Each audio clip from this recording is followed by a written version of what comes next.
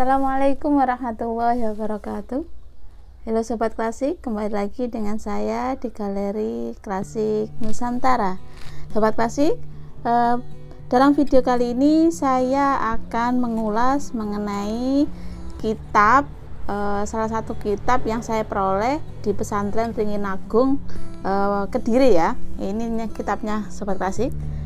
Nah, kitab ini itu mengandung beberapa teks. Nah, namun hari ini saya akan mengulas satu teksnya saja. Teks yang lain nanti akan saya ulas di video-video selanjutnya, sehingga Sobat Klasik silahkan terus nonton video-video saya ya. Nah, kitab ini di sampulnya diberi judul As-Shilah fi Bayanin Nikah. Nah, ternyata ketika saya membaca isinya ada 3 teks dan bukan hanya ditulis atau dikarang oleh satu ulama saja. Dalam hal ini di pesantren Ringin Agung yaitu Kiai Haji Ahmad Maisur Sindi. Nah, akan tetapi kitab yang tentang bahasan As-Shilah fi Bayanin Nikah ini ternyata ketika saya lacak dan ketika saya baca isinya, ini merupakan tulisan dari Kiai Khalil Bangkalan. Nah, Sobat Klasik yang ada di pesantren atau yang suka dengan karya kitab-kitab pesantren pasti tidak asing dengan nama Kiai Khalil Bangkalan ya, karena beliau ini merupakan salah satu gurunya para ulama-ulama Nusantara seperti itu. Karena beberapa ulama yang dikenal di Nusantara itu pasti sanadnya atau jalur keilmuannya itu tidak terlepas pada Kiai Khalil Bangkalan. Dan kitab As-Shilah ini ternyata merupakan kitab karangan beliau seperti itu. Nah, sebelum saya membahas mengenai isi dari kitab As-Shilah fi Bayanin Nikah, saya sedikit akan memaparkan mengenai siapa sih Kiai Syekh Khalil Bangkalan ini seperti itu. Nah, di sampul awalnya saya tidak tahu, tidak secara detail mengetahui bahwa kitab ini merupakan kitabnya Syekh Khalil Bangkalan. Saya kira ini merupakan kitab dari Mbah Maisur seperti itu. Nah, karena tapi ketika saya baca secara detail di sampulnya, awalnya saya hanya membaca judulnya saja, tapi di bacaan kedua ketika saya baca detail ternyata tentang As-Shilah, kitab As-Shilah ini tertulis bahwa Syekh Muhammad Khalil bin Abdul Latif Al-Bangkalani seperti itu. Nah, dari situ saya mulai penasaran apakah yang dimaksud oleh penyebutan di judul ini adalah Syekh Khalil Bangkalan yang sering didengar atau sering orang-orang menyebutnya, atau ini ada Syekh Muhammad Khalil yang lain seperti itu. Nah, ternyata ketika saya searching di beberapa sumber, beberapa referensi, memang Syekh Khalil Bangkalan mempunyai karangan kitab yang berjudul As-Shilah seperti itu. Dan saya membandingkan kitab teks yang ada di kitab ini dengan beberapa referensi atau PDF yang saya peroleh di internet mengenai kitab As-Shilah Syekh Khalil Bangkalan, dan ternyata sama, mirip seperti itu, sehingga saya menyimpulkan bahwa yang dimaksud Syekh Muhammad Khalil Abdul Latif Al-Bangkalani yang tertuang dalam judul di kitab ini merupakan Syekh Khalil Bangkalan itu, seperti itu. Nah, Syekh Khalil Bangkalan ini merupakan tadi sudah saya sebut bahwa gurunya guru para ulama Nusantara ya, karena seperti Kiai Hasyim Asy'ari, pendiri NU, itu juga sanadnya ada jalur keilmuan dari Syekh Khalil Bangkalan, atau juga ulama Muhammadiyah juga. Nah, Ahmad Dahlan itu juga jalur keilmuannya juga ada pada Syekh Khalil Bangkalan ini, sehingga saya tadi menyebutkan bahwa beliau adalah gurunya para guru ulama Nusantara seperti itu. Nah, biografi dari Syekh Khalil Bangkalan ini adalah bahwa Syekh Khalil Bangkalan merupakan seorang ulama yang ada di Bangkalan ya, tepatnya sama sebagaimana penyebutan di beberapa kitab, di beberapa referensi yang lain ada embel-embel Al-Bangkalan. Nah, memang beliau lahir di Bangkalan seperti itu. Beliau lahir pada sekitar kalau tidak salah, nanti bisa Sobat Klasik cek juga, beliau lahir itu pada tahun 1834 Masehi seperti itu. Tepatnya di daerah Bangkalan, di desa kalau nggak salah Lugundi seperti itu. Nah, beliau ini mengenai keilmuan keagamaan, awalnya memang beliau belajar ke ayahnya memang seorang salah satu ulama terkenal juga di Bangkalan atau di Pulau Madura itu sendiri. Nah, sejak kecil beliau itu sangat gemar, suka dengan ilmu-ilmu keagamaan, terutama ilmu fikih dan juga nahwu seperti itu. Nah, itu beberapa kegemaran, awal mula kegemaran beliau ketika belajar ilmu agama dengan ayahnya sewaktu masih kecil atau masih remaja. Nah,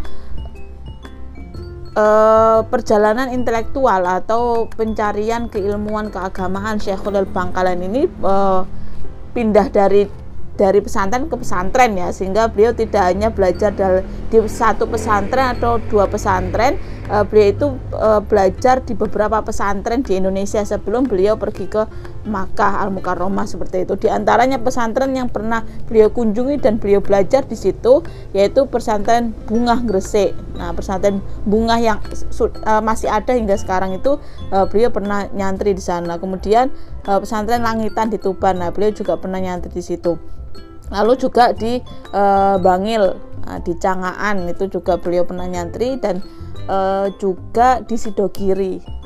Nah, Sidogiri juga pernah beliau berkunjung dan menjadi santri di sana. Nah, itu beberapa perjalanan intelektualnya sebelum beliau setelah itu memutuskan untuk pergi ke Makkah Mukarramah untuk melanjutkan pendidikannya ya, untuk belajar pada ulama-ulama di Makkah. Dan di sana juga beliau tidak terlepas ulama-ulama Nusantara, juga beliau belajar dari ulama asal dari Indonesia juga, seperti Syekh Yasin Fadani, itu beliau juga menjadi salah satu muridnya beliau seperti itu. Nah, itu singkat ya, biografi singkat dari Syekh Khalil Bangkalan. Untuk detailnya nanti bisa Sobat Klasik search di internet atau di beberapa referensi kitab Syekh Khalil juga sudah banyak beredar PDF-nya seperti itu. Nanti bisa dicek secara detail kalau ingin mengetahui mengenai biografi beliau. Nah, kemudian masuk ke kitab As-Silah ini ya. Kitab As-Silah ini berbicara mengenai bab tentang pernikahan. Nah, di bagian awal full kitab ini itu menggunakan berbahasa Arab ya, bahasanya pakai bahasa Arab, dan tulisannya full bahasa Arab, tidak ada terjemahan pegon sebagaimana kitab Mbah Maisur ya. Mbah Maisur itu campur biasanya. Kalau Mbah Maisur ada Arabnya, ada juga penjelasannya itu dalam bentuk tulisan pegon seperti itu. Akan tapi kitab Syekh Khalil Bangkalan ini full menggunakan bahasa Arab. Nah, ini yang menjadi kecurigaan awal saya juga ketika saya membaca kitab ini. Pada bagian awal itu full berbahasa Arab. Nah, ketika saya membuka acak dan saya pas di bagian tengah itu tulisannya dengan tulisan pegon seperti khasnya Mbah Maisur. Nah, dari situ saya mulai curiga ketika awal pembacaan kitab ini. Nah, kok ada dua model yang ini menurut saya berbeda antara bahasan yang ada di awal dan yang ada di tengah. Nah, baru setelah itulah saya mencoba membaca detail dari awal, dari judul yang awalnya saya cuma baca judulnya tanpa membaca tulisan kecil yang ada di bawah-bawahnya. Nah, pembacaan kedua saya mulai baca detail bacaan kecil yang ada di bawah judul tersebut, dan situlah saya mulai mengetahui bahwa kitab yang berjudul As-Silah ini ternyata kitab dari Syekh Khalil Bangkalan, bukan kitab yang dikarang oleh Kiai Haji Ahmad Maisur Sindi seperti itu. Nah, itu. Nah, bagian awal bahasan As-Silah ini pembukaannya singkat. Biasanya kan di beberapa kitab karangan para ulama itu kan muqaddimah pembukanya itu sekitar 1 halaman atau ya paling sedikit setengah halaman ya, setengah halaman atau satu paragraf itu pembukanya. Nah, akan tapi kitab As-Silah karya Syekh Khalil Bangkalan ini pembukanya hanya singkat sekali, hanya satu baris seperti itu, tentang berbunyi alhamdulillahirabbil alamin wassalatu wassalamu ala wajhil hasan sayyidina Muhammadin wa ala sahbihi ila akhir zaman. Sudah. Terus fahada kitab As-Silah fi bayanin nikah. Nah, selesai, hanya satu paragraf yang menjelaskan tentang sholawat kepada Rasul, dan juga penyebutan bahwa kitab ini dinamai dengan kitab As-Silah fi bayanin nikah.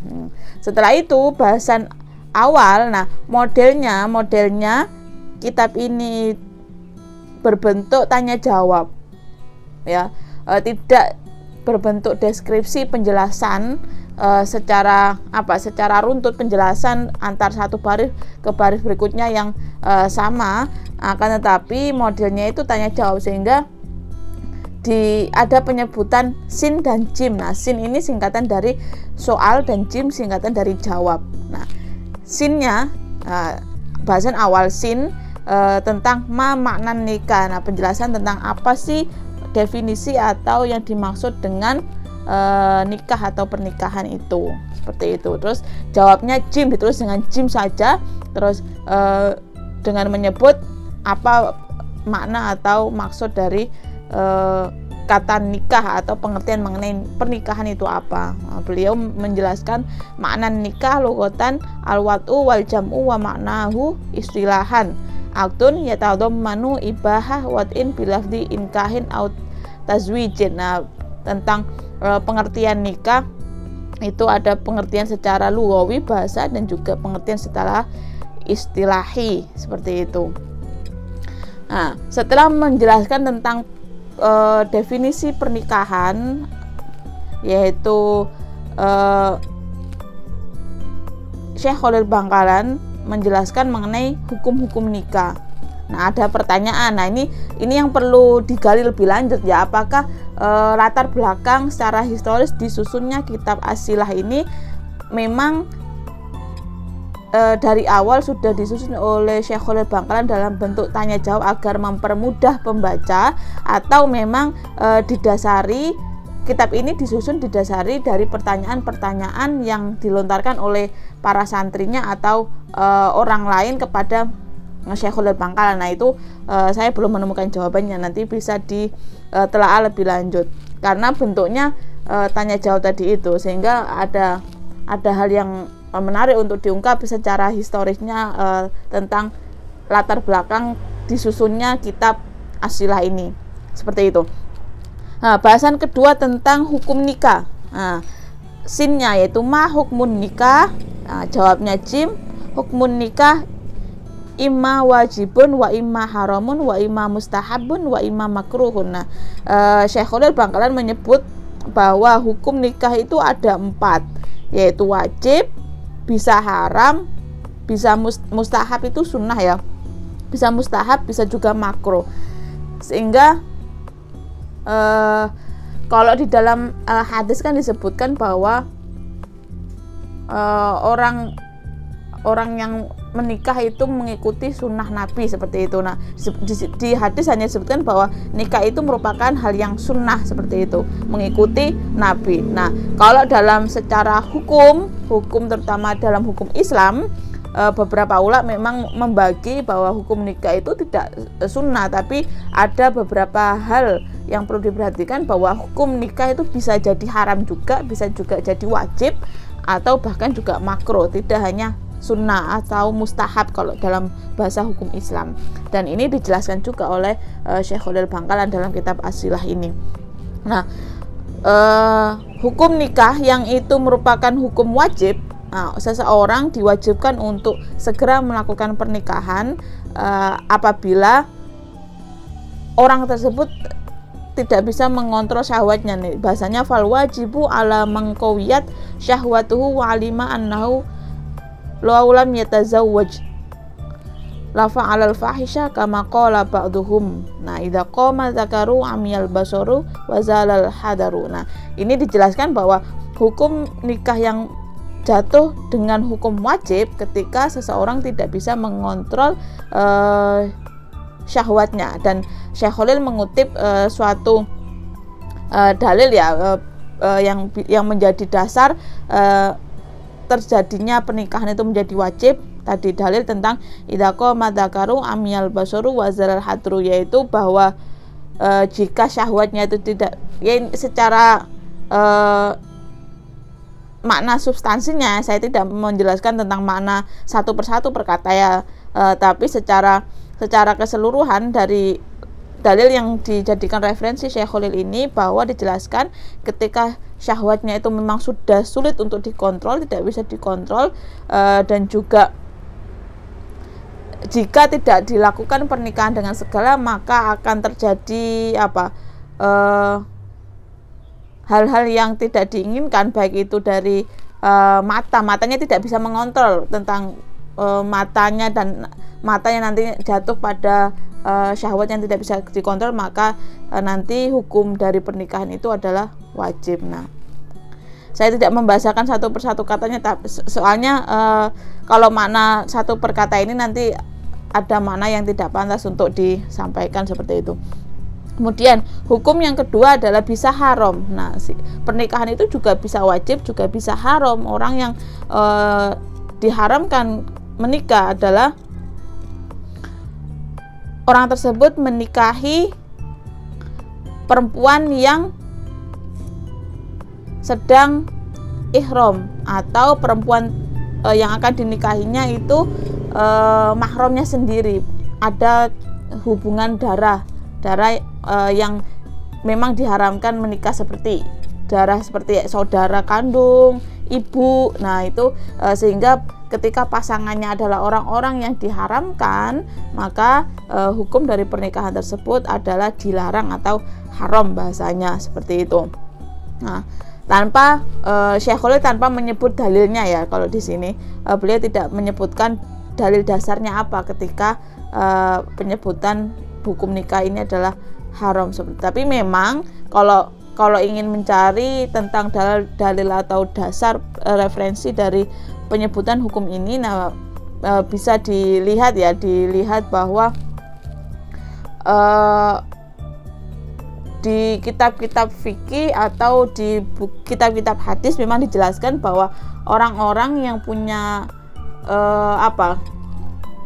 hubungan darah yang dilarang atau yang disebut diharamkan, itu diantaranya ada orang tua, ibu perempuan, yaitu ibunya itu nggak boleh, saudara kandung, nah itu nggak boleh, itu merupakan orang-orang yang diharamkan, seperti itu. Terus hukum yang berikutnya adalah mustahab. Nah, mustahab tadi sama, kalau bahasanya itu sunnah. Nah, kalau di hadis hukum yang disampaikan itu hanya tidak ada pembagian 4 hukum tadi, hanya penjelasan umum bahwa menikah itu adalah mengikuti sunnah Nabi, seperti itu. Ya, memang sebagai sunnah Nabi, tapi ternyata ketika dipreteli satu persatu bahwa tidak hanya satu itu saja hukum dari pernikahan. Nah, kalau yang hukumnya sunnah, kalau dalam hukum Islam, pernikahan itu berhukum sunnah adalah ketika ada seseorang yang menginginkan untuk menikah, dan ketika orang tersebut tidak melakukan pernikahan dan bisa menahan dirinya agar tidak terjadi sesuatu yang tidak diinginkan, berzina dan sebagainya, maka hukum pernikahan itu bisa bermakna berhukum sunnah. Kalau dilaksanakan mendapatkan pahala, kalau ditinggalkan ya nggak apa-apa, seperti itu. Tidak memberikan, ditinggalkan itu juga bisa mendapatkan pahala karena orang tersebut bisa mengontrol dirinya untuk tidak berbuat yang dilarang atau diharamkan, seperti itu. Nah, maka hukum tersebut bisa menjadi sunnah. Nah, yang terakhir hukumnya bisa menjadi hukum makruh. Nah, hukum makruh ini ketika menikahi pasangan, seseorang yang akan dinikahi tersebut itu akhlaknya. Nah, ini lebih menekankan pada akhlaknya ini buruk. Nah, ketika orang yang akan dinikahi menurut dia bahwa orang tersebut adalah akhlaknya tidak baik atau buruk, maka bisa jadi pernikahan itu menjadi hukumnya makruh. Nah, dan di sini, dan ini yang menurut saya ada satu penjelasan yang masih perlu dikaji lebih lanjut ya, bahwa hukum pernikahan yang juga masuk hukum makruh itu ketika menikahi orang yang pernah menikah atau janda ya bahasanya, kalau perempuan orang janda. Dan ini juga kemungkinan juga bisa berlaku pada laki-laki ketika laki-laki tersebut sudah berstatus duda atau sudah pernah menikah. Nah, di sini Syekh Khalil Bangkalan menyebutkan bahwa orang yang sudah pernah menikah, beliau tidak membahasakan dengan janda atau duda, tapi lebih membahasakan pada orang yang sudah pernah menikah. Nah, itu makruh hukumnya untuk dinikahi seperti itu. Nah, akan tapi kalau kita kontekskan, kalau saya kontekskan ke zaman sekarang kan tidak semua orang yang sudah pernah menikah dan bercerai itu orang tersebut adalah punya akhlak yang buruk ya. Tidak bisa digeneralisasi seperti itu, sehingga perlu ditelaah ulang apakah orang yang pernah menikah itu ketika menikahi orang tersebut status hukumnya adalah makruh atau bisa juga menjadi sunnah menurut saya. Karena ketika menikahi seorang janda yang punya anak banyak dan perlu bantuan untuk merawat anak-anaknya itu dengan cara menikah, maka orang tersebut bisa membiayai anak-anaknya. Nah, sehingga menurut saya itu jatuhnya bukan makruh lagi, tapi bisa juga jatuh pada sunnah, karena juga membantu bisa memberikan kehidupan atau merawat dari anak-anak tersebut seperti itu. Nah, ini telah lebih lanjut ya mengenai tentang hukum pernikahan. Itu analisa dari saya. Kemudian nah, ini Mbak Maisur menyebut beberapa referensi dalil atau sumber ya yang dijadikan pegangan terhadap penggalian hukum-hukum dari pernikahan itu sendiri. Oke, penjelasan berikutnya tentang maksud atau tujuan melakukan pernikahan. Nah, soalnya mal maksudu minan nikah, apa maksud dari pernikahan? Nah, maksud dari pernikahan adalah ada beberapa hal, yaitu salah satunya adalah mengontrol syahwat, terus memperoleh keturunan, terus ini yang agak menjadi suatu pertanyaan juga ya, bisa menjadi bahasan lebih lanjut lagi tentang bahwa maksud menikah adalah menikah pada perempuan yang bahasanya jamilah. Nah, kalau banyak orang kan mengartikan jamilah ini cantik ya, tapi kalau melihat dalam kamus bahasa Arab bahwa jamilah ini tidak hanya satu makna, tapi juga bisa berarti baik itu bisa akhlaknya, bisa budi pekertinya, sehingga maksud tujuan menikah adalah lebih baik untuk memperbaiki atau menikah dengan orang yang punya akhlak yang jamilah, akhlak yang baik seperti itu. Sehingga nanti kan juga tujuannya adalah untuk agar pernikahan itu juga menjadi suatu kehidupan yang lebih baik untuk kedepannya seperti itu. Kemungkinan makna yang bisa saya dapatkan ketika melihat penjelasan dari Syekh Khalil Bangkalan ini tidak menyudutkan terhadap satu hal saja, tapi bisa mencakup beberapa hal yang dimaksud dengan jamilah ini apa, bahwa bukan hanya cantik yang tertuju pada perempuan, tapi juga bermakna baik. Yang baik itu general, bisa kepada siapapun seperti itu. Nah, penjelasan berikutnya, soal berikutnya tentang kam arkanun nikah, tentang rukun-rukun dari pernikahan seperti itu. Nah, rukun-rukun nikah itu ada beberapa rukun nikah. Jawabannya yang pertama rukunnya adalah ada mempelai, yaitu ada mempelai laki-laki, calon suami dan juga calon istri. Yang kedua ada wali, ada walinya. Ketiga ada saksi, ada 2 saksi. Dan berikutnya ada sighot, ada lafadz ijab qabul seperti itu. Nah, itu rukun-rukun yang harus dipenuhi ketika akan melangsungkan pernikahan. Nah, nggak mungkin ya kalau mau nikah tapi tidak ada pasangannya, ya mau nikah sama siapa. Nah, itu sehingga itu menjadi rukun yang harus ada dalam pernikahan. Berikutnya adalah syarat. Nah, syarat-syarat untuk suami dan juga syarat-syarat sebagai istri. Nah, itu ada penjelasan tersendiri yang dijelaskan oleh Syekh Khalil Bangkalan bahwa ada beberapa syarat yang harus dipegangi ketika menjadi suami dan juga menjadi istri seperti itu. Oke, bahasan berikutnya setelah membahas tentang syarat tadi.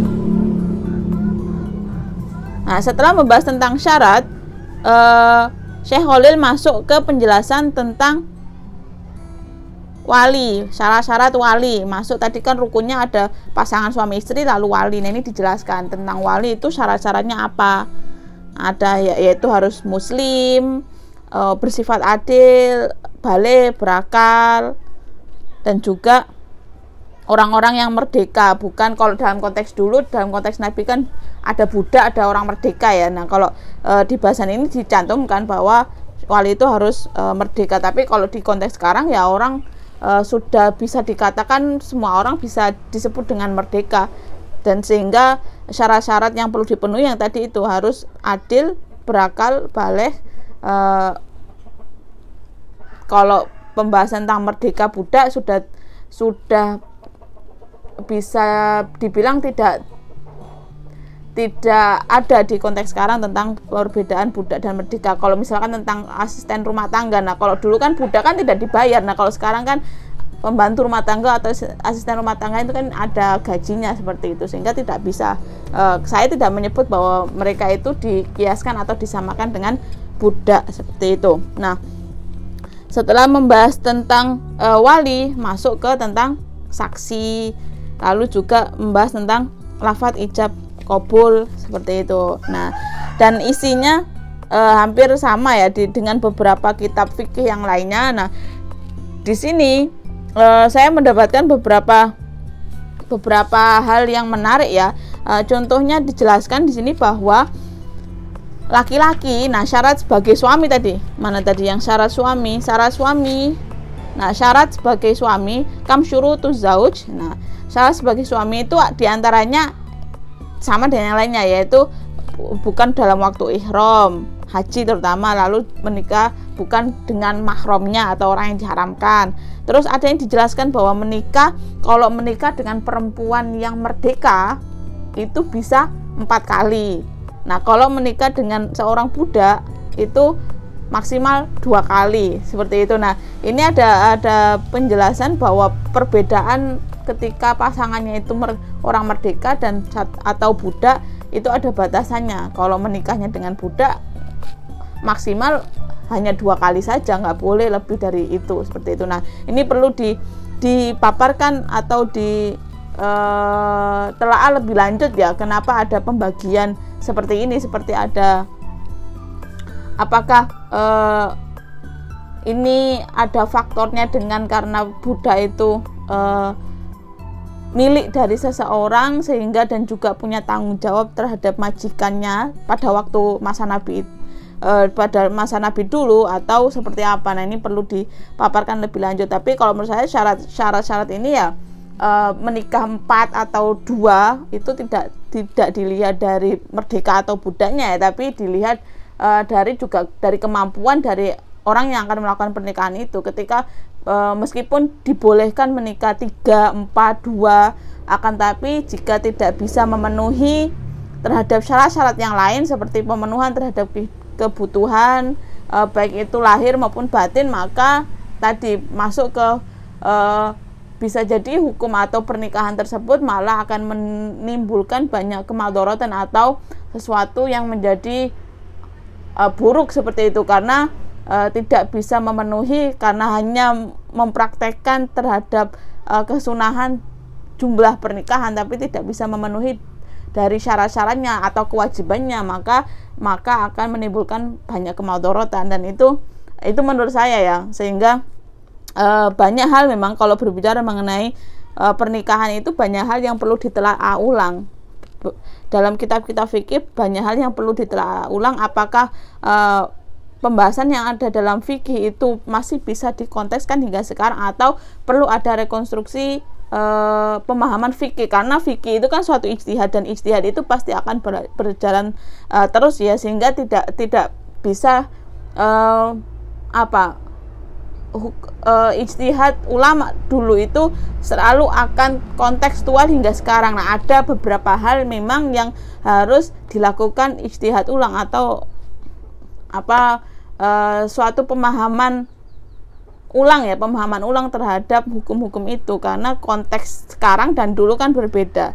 Yang diambil adalah substansinya. Nah, itu yang bisa dikontekskan sampai kapanpun seperti itu. Nah, kalau yang tadi kayak konteks tadi, kalau masa dulu kan ada budak, ada merdeka, memang ada realitanya seperti itu pada masa Nabi. Tapi masa sekarang kan nggak ada, sehingga konteks tentang syarat suami maksimal 4, kalau budak 2, nah itu perlu ditelaah, karena dalam Al-Quran sendiri kan tidak dijelaskan mengenai pembagian itu. Quran memang menyebutkan boleh menikah 4 kali, tapi di situ harus ada pembahasan lebih lanjut ya, nanti jatuhnya orang semua bisa poligami. Tapi kalau bisa poligami, tapi di ayat Al-Quran kan dijelaskan bahwa ada kata adil setelah penyebutan 4 kali pernikahan sebanyak 4 kali, tapi ada penyebutan kata adil yang mewajibkan bahwa ketika mampu melakukan itu tapi tidak bisa berlaku adil, maka hukum terhadap menikah 4 kali itu tidak dianjurkan seperti itu, karena keadilan apakah bisa diterapkan atau tidak. Nah, itu beberapa hal yang dijelaskan dan perlu ditelaah lebih lanjut. Nah, setelah menjelaskan penjelasan mengenai syarat-syarat tadi, masuk ke saksi, wali, dan juga lafadz ijab qabul, dan itu bahasan terakhir dari Syekh Khalil Bangkalan, dan ditutup dengan penjelasan mengenai hukum dari tolak atau perceraian seperti itu.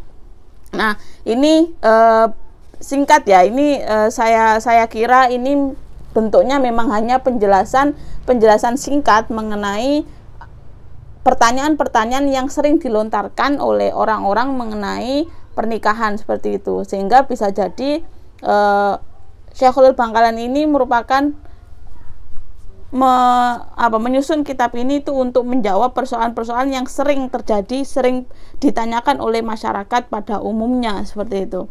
Nah, kalau mau penjelasan lebih lanjut, memahami lebih lanjut mengenai hukum pernikahan, ya bisa masuk ke kitab-kitab fikih yang lainnya, karena tadi hanya penjelasan singkat mengenai pernikahan itu sendiri, dan perlu ditelaah ulang juga, karena di terakhir ya, di bagian akhir dijelaskan di sini bahwa dalam pernikahan itu ada beberapa hal yang saya tidak sreg juga, bahwa masih menjelaskan bahwa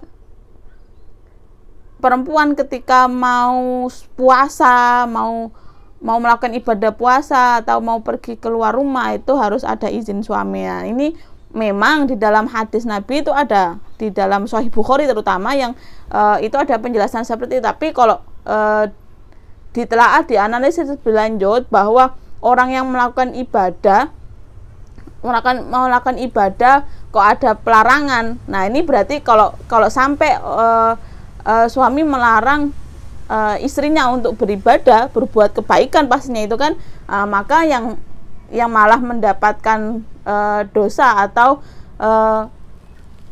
yang harusnya diingatkan itu malah suaminya, karena istrinya kan tidak berbuat buruk dan sebagainya. Dan ini perlu telaah, dan kalau tidak ada telaah lebih lanjut seperti itu, maka pembaca juga akan memahami secara letterlek saja, tanpa memahami harusnya apakah dalam konteks ini berarti yang salah adalah perempuannya, atau juga perlu telaah lebih lanjut mengenai dari dua pihak seperti itu. Dan itu yang harus dipahami lebih lanjut dan ditelaah lebih lanjut nantinya. Nanti mungkin akan saya jelaskan ketika ada naskah-naskah kuno yang berkaitan tentang fikih pernikahan seperti itu. Terima kasih, semoga memberikan manfaat buat sobat klasik semuanya, dan selalu mencintai karya-karya ulama Nusantara. Sekian dari saya, ketemu di video selanjutnya. Wassalamualaikum warahmatullahi wabarakatuh.